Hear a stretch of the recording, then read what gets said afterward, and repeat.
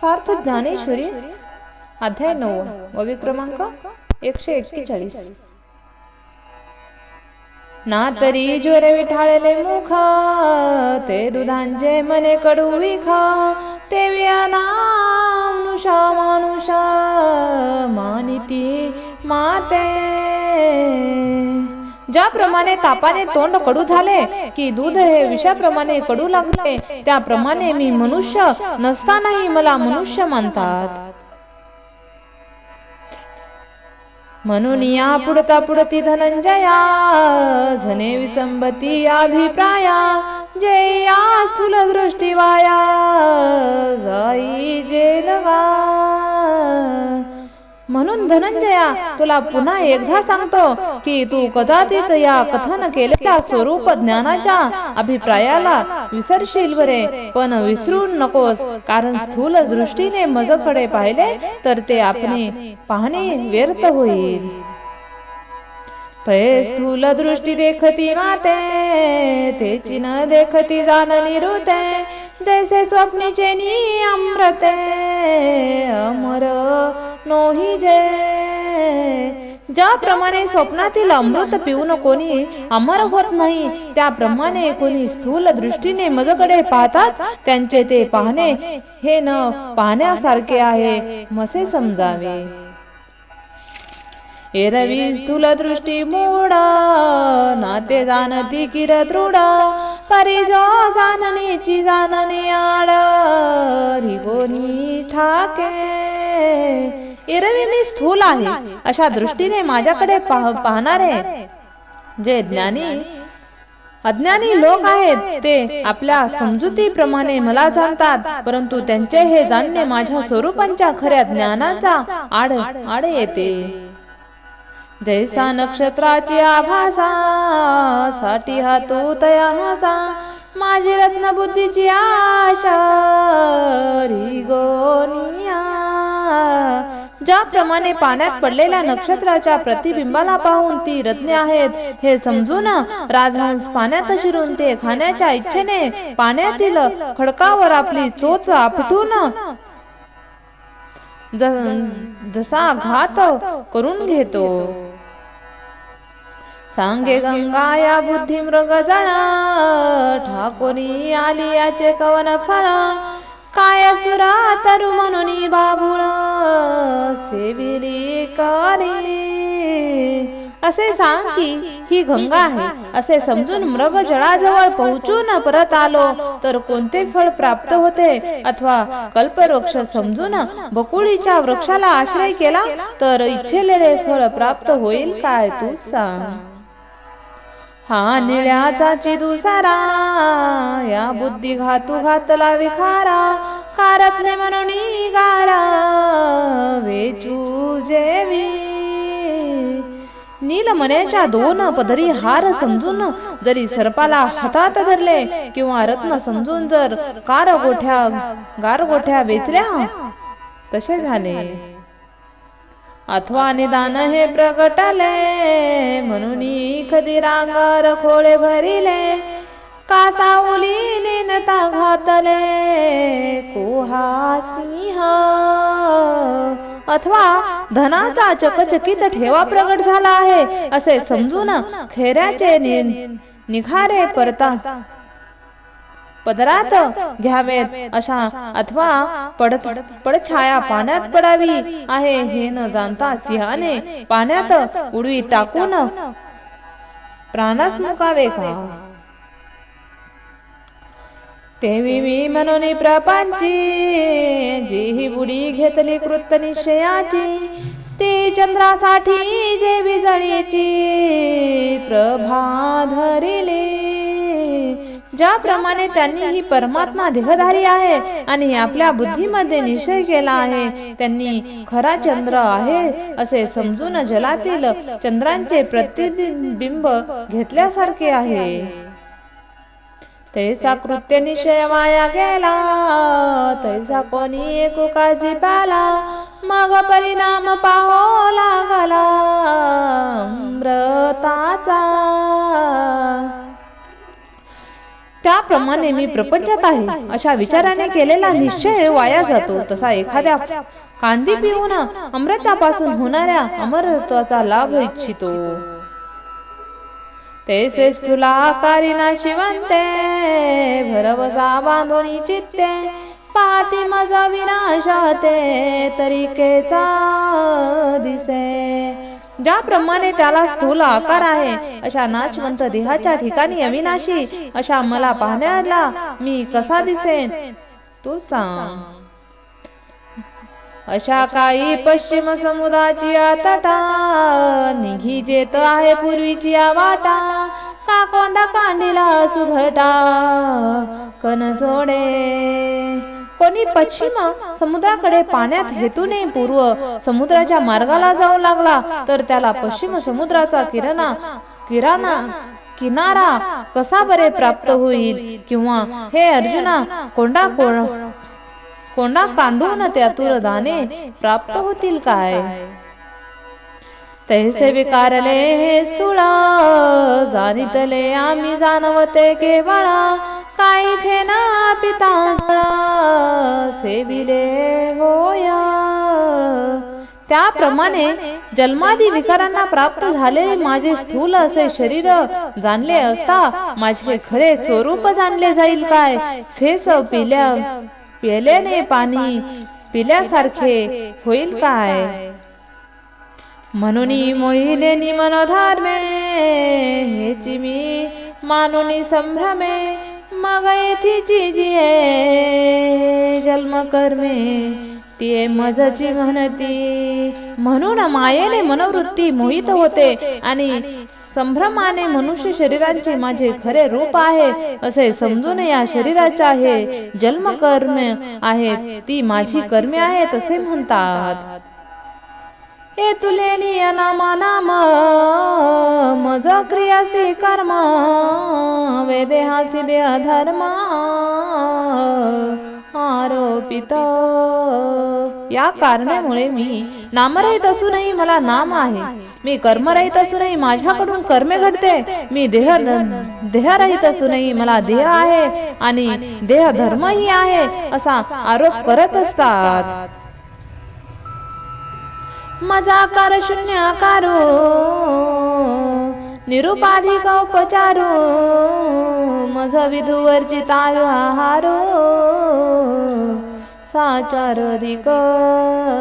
की निराकार असूनही मला विविध आकार आहेत असे मानतात की निरुपाधिक असूनही मला शाळा सोहळा शास्त्र सुद्धा उपचार अर्पण करतात. मला शास्त्र मर्यादेचे बंधन नाही तरी पण आचार्यांचा व्यवहार करतात.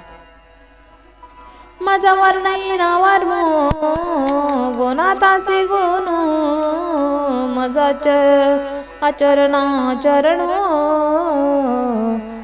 पाणी. मी वर्माच्या पलीकडे आहे पण मला एका विशिष्ट वर्माचा समजतात. मी निर्गुण असूनही मला सगुण मानतात. मला हात पाय नसतानाही हात पाय आहेत असे समजतात. मजा मेया मान सर्व गतीची स्थान तैसे माझी बना निदेला देखे. मी अनंत असूनही मला विशिष्ट प्राणांचा समजतात. मी सर्वत्र सम प्रमाणात असूनही मला राहण्यासाठी एखादे ठिकाण समजतात. ज्याप्रमाणे अंथरुणात झोपलेला मनुष्य स्वप्नामध्ये वनाची शोभा पाहतो तैसे अश्रवण श्रोता मजाक्षुनी नेत्र आगोत्रा गोत्र आरूपारूप. ज्याप्रमाणे मला कान नसतानाही कान आहेत, डोळे नसतानाही डोळे आहेत, गोत्र नसतानाही गोत्र आहे, रूप नसतानाही रूप आहे अशी कल्पना करतात. मजा व्यक्ती सी व्यक्ती अनाकाची आरती स्वयत्रूपा तृप्ती भाविती गा. मी अव्यक्त असतानाही मला व्यक्त समजतात. मी इच्छा रहित असूनही मला इच्छा समजतात असे मानतात की मी जो स्वतः सिद्ध आणि निकृत्य असतानाही मला अनेक गोष्टी समर्पण करून तृप्ती मानतात. माझा नावरता प्रावरण भूषणाताती भूषण मज सकल कारण देखती ते. मी व्यापक असल्यामुळे मला पांघरून घालता येत नाही, तरी पण मी अनेक वस्त्रे नेसवितात. हे निराकार आहे, तरी पण मला अनेक प्रकारचे अलंकार घालतात. मी सर्व विश्वाला उत्पन्न करतो, परंतु दुसऱ्यांनी मला उत्पन्न केले असे ते म्हणतात. मज साताचे करीते स्वयंभाते प्रतिष्ठिते निरंतराचे आव्हानिते विसर्जिती वा.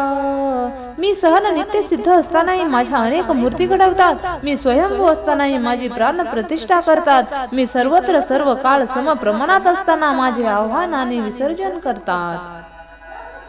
मी सर्वदा स्वतःसिद्धो तो की बाळ तरुण वृद्धो मज एक रूपा संबंधो जाणती ऐसे. मी सर्व काळ स्वतः सिद्ध न करणार निराकार असताना मला बालपण तारुण्य आणि वृद्धापकाळ अशा अवस्थेत आहे तसे समजतात. माझा द्वेषासी तुझे मजा करत्यासी काजे मी भोगता की उजे ऐसे म्हणती. मी सदैव असूनही माझ्या ठिकाणी द्वैत मानतात. मी कर्मरहित असूनही मी कर्म करतो असे मानतात. मी अभोक्ता असूनही भोग भोगतो असे म्हणतात. माझा द्वैतासी तुझे माझ करतासी काजे मी अभोक्ता की बुजे ऐसे म्हणती. मी कोणत्याही कुळात जन्माला येत नसूनही माझ्या अनेक कुळांचे वर्णन करतात की नित्य असतानाही मी मृत्यू पावतो असे मानून शोक करतात. मी सर्वांच्या अंतर्यामी राहणारा असूनही मला शत्रू आणि मित्र आहेत असे मानतात. मी स्वानंदाभिरामो तया मज अनेक सुखाचा कामो आघवयाची मी असे सामो की म्हणती एक देशी. मी स्वरूपभूत आनंदामध्ये सदैव रममान असतानाही मला अनेक सुखांची इच्छा आहे असे म्हणतात. मी सर्वत्र सम प्रमाणात असताना देखील मी एका स्थळी राहतो असेही म्हणतात. मी आत्मा एका चराचारी म्हणती एकाचा पक्ष करी आणि कोपोनी एका दे मारी हिची वाढविती. संपूर्ण चराचरामध्ये मी आत्मतत्वाने व्याप्त असताना एकाच केवार घेतो आणि एकाला रागावून मारतो असे माझे विचित्र चरित्र जगामध्ये रूढ करतात. किंबहुना असे समजता जय हे मानुष धर्म प्राकृत तयाची नाव मी असे विपरीत ज्ञाना तयाचे. कारण फार काय वर्णन करावे अशा प्रकारे मनुष्यांचे हे सामान्य धर्म आहेत ते माझ्याही ठिकाणी आहेत असे त्या अज्ञानी लोकांचे विपरीत असे ज्ञान असते.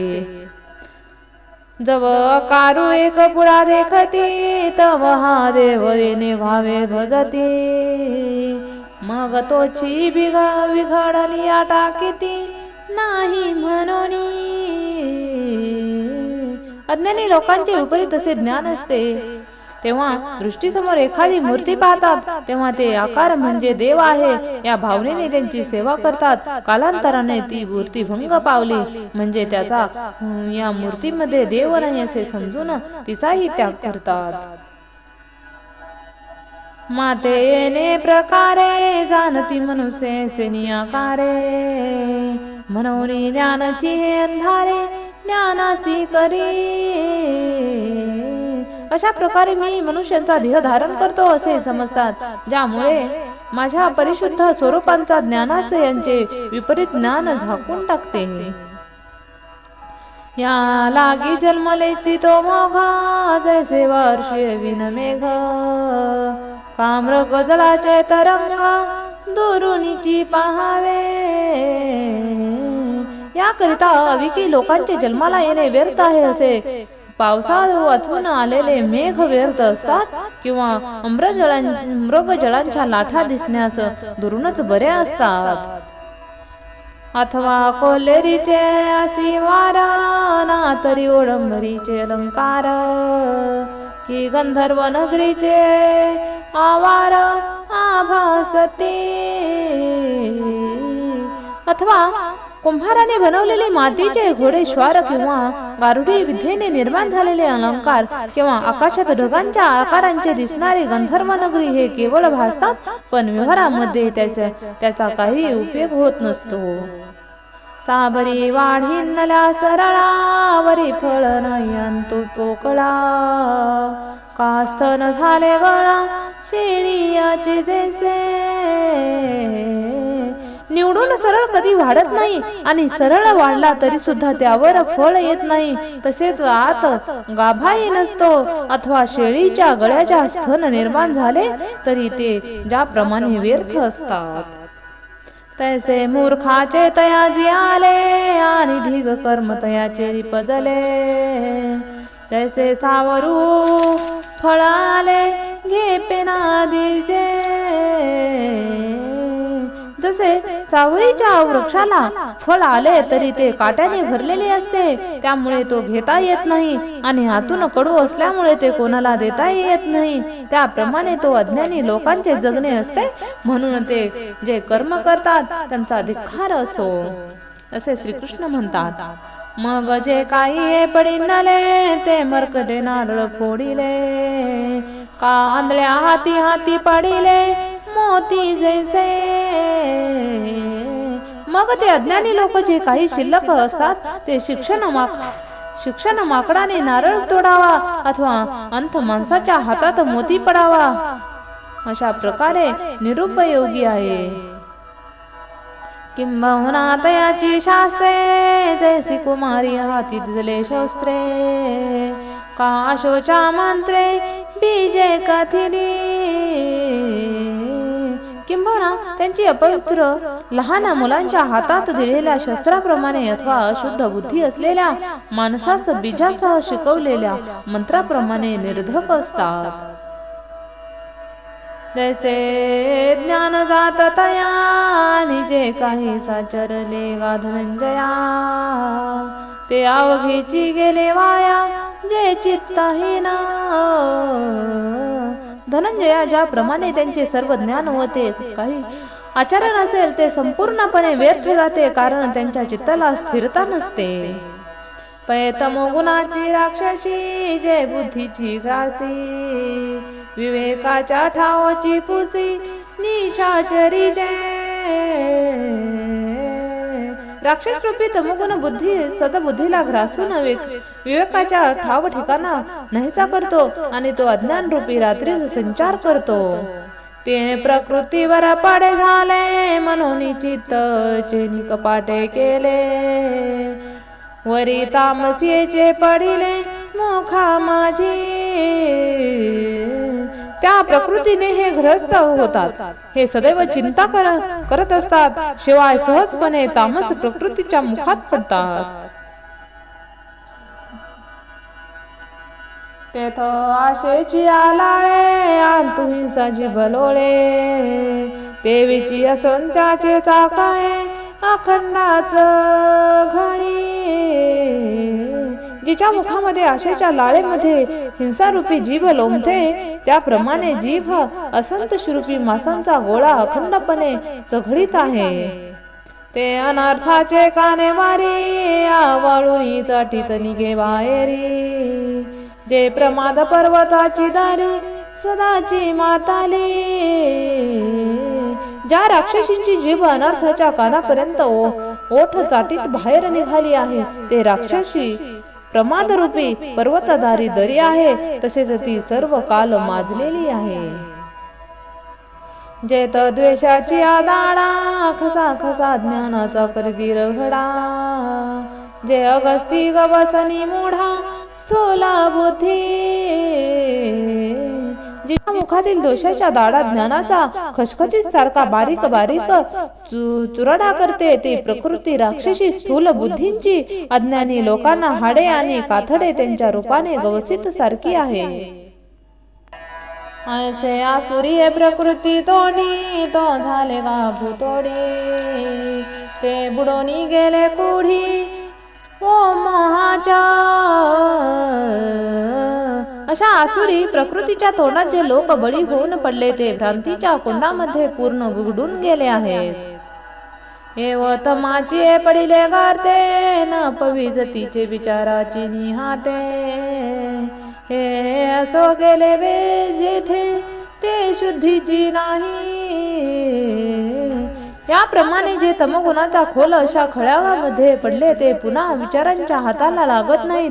एवढेच नव्हे तर ते कोठे जातात त्यांचा पुन्हा शोध देखील लागत नाही. आता हे असो म्हणून असो तू ये वायानी, काय मूर्खाची बोलणी. वाया वाढविती वाणी सीने लहाना.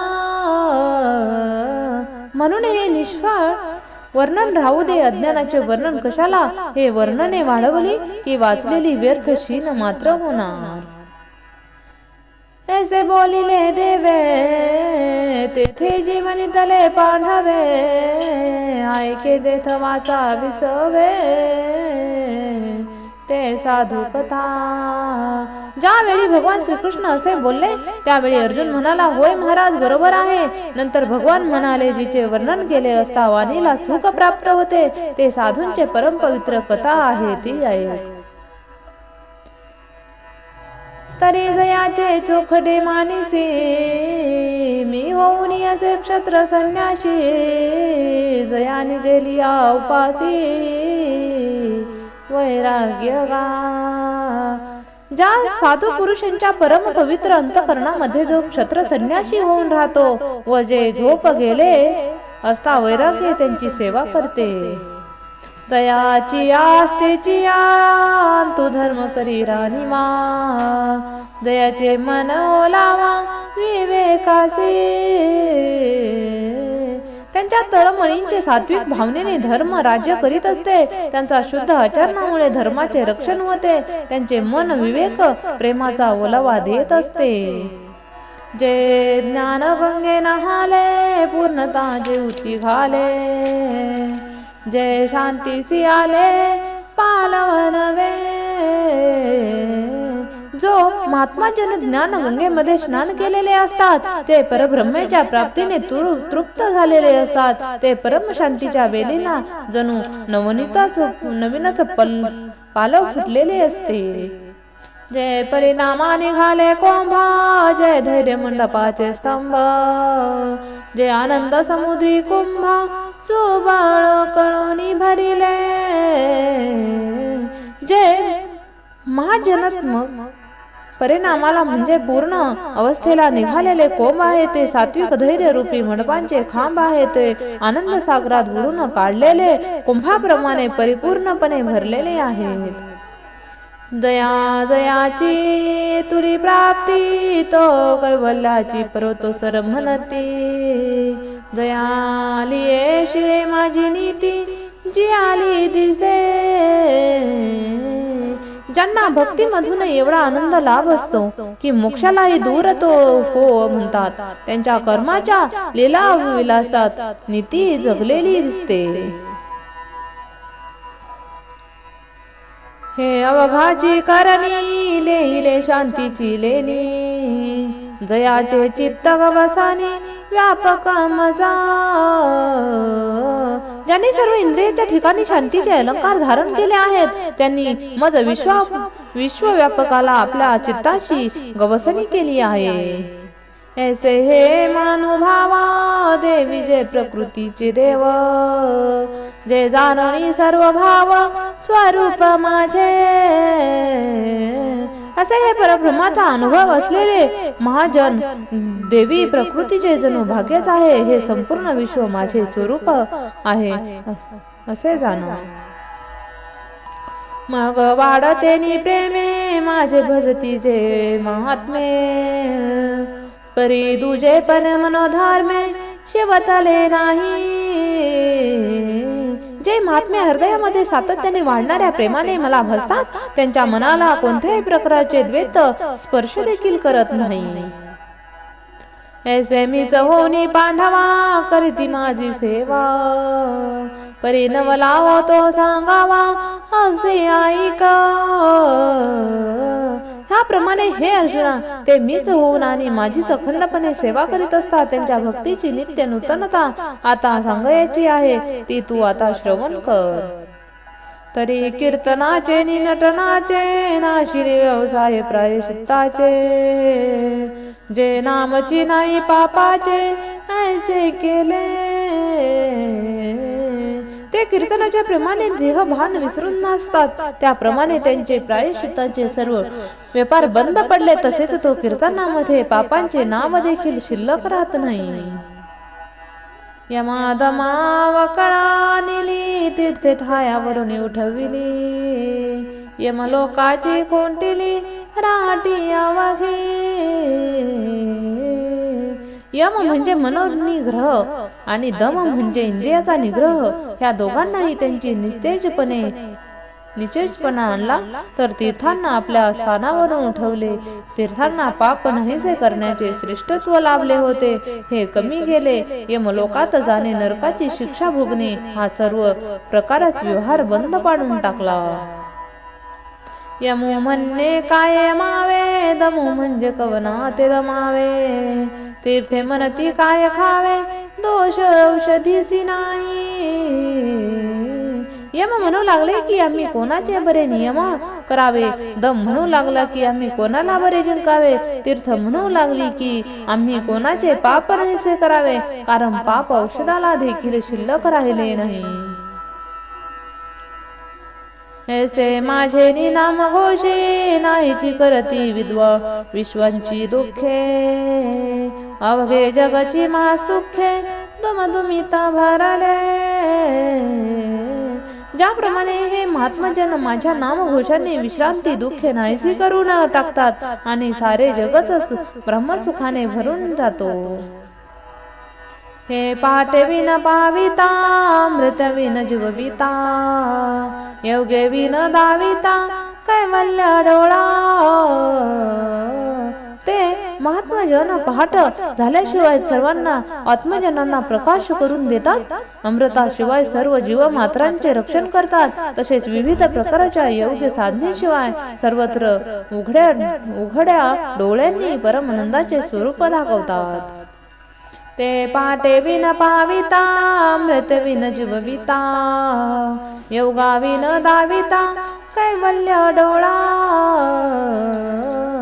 कैवल्याचा प्रकाश सर्वांना दाखवित असताना हा राजा आहे, हा गरीब आहे, किंवा हा लहान आहे, हा मोठा आहे, असा भेद त्यांच्या मनात नसतो. सर्व जगाला ते एकसारखे आनंदाने आवार होतात. काही एखादे वैकुंठा जावे, ते ती वैकुंठचे केले अवघे. ऐसे नाम घोषे गौरवे, धवळले विश्व. वैकुंठामध्ये जाणारा एखादा आढळतो, परंतु ह्या महात्मा जनांनी सारे विश्वच वैकुंठमय केले. माझ्या नामघोषांचा गौरव करून त्यांनी सर्वत्र भक्ती प्रेमाचा प्रकाश निर्माण केला आहे. ते जय सूर्य जय सोचाळा, परी तोही अकस्ते की ढाळ. चंद्र संपूर्ण एखादे वेळ, हे सदा पुरते. महात्मजनांच्या तेजाला सूर्याच्या तेजाची उपमा देता येत नाही, कारण सूर्याचे अस्त होत असतो. त्यांना जर चंद्राची उपमा दिली तर तेही योग्य नाही, कारण चंद्राही पौर्णिमेच्या दिवशी पूर्ण रूपाने प्रगटतो. परंतु महात्मजन सदैव आपल्या स्वरूपाचे परिपूर्ण आनंदाने विकसित असतात. मेघ उद्धार परी ओसारे, म्हणून या उपमेसी न पुरे. हे निशंकपणे सपा खरे, पंचानन. मेघ वृष्टी करण्यामध्ये उधार असतो, पण तो ओसरतो किंवा महात्मेजनांना आणि उपमा देता येत नाही. ते महाजन कृपाळू असे स्नेह आहेत. जयाचे वाचे पुढा भोजे, नाम नाचत असे माझे. जय जन्म सहस्त्री ओळखी जय, एक वेळ यावया, जे माझेच नाम एक वेळेस मुखात घेण्यासाठी हजारो जन्म किंवा सेवा करावी लागते, ते नाम माझ्या महात्मजनांच्या वाणीपुढे भक्ती प्रेमाने नाचत असते. तो मी वैकुंठी नसे, वेळू एका भानुबिंबेसी न दिसे, वरी योगियाचे निमानसे उमराडोनी जाये. तो मी वैकुंठाही नसतो, सूर्यबिंबामध्ये एखाद्या वेळी दिसणार आहे, तसेच योगी पुरुषांशी मने ओलांडून मी पुढे जात असतो. तरी तयापासी पांडवा, मी हरपला दिवसावा, तेथ नाम घोषू बरवा, करीती माझा.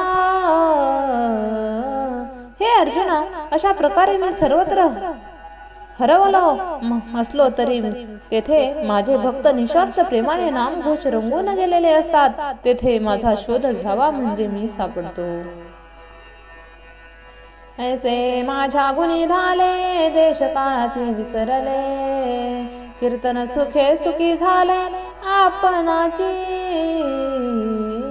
ते महात्माजन माझे गुण कथन करण्याचं असे तृप्त झाले आहेत की त्यांच्यामुळे आपण कोठे आहोत आणि आपली किती काळ भजनात गेला त्यांची यांना वार्ता देखील नसते. ते नामस्मरात एवढे आपणच आपल्या ठिकाणी सुखी होत असतात. कृष्ण विष्णू हरी गोविंदा, या नामाचे निखळ प्रबंध, माझी आत्मचर्चा विषादा उदंड गाते. कृष्ण विष्णू हरी गोविंद यांचे नामे ज्या ग्रंथात आहेत त्या ग्रंथातील मधुर पदे ते सातत्याने गातात आणि आत्मचर्चेमध्येही रंगून जातात.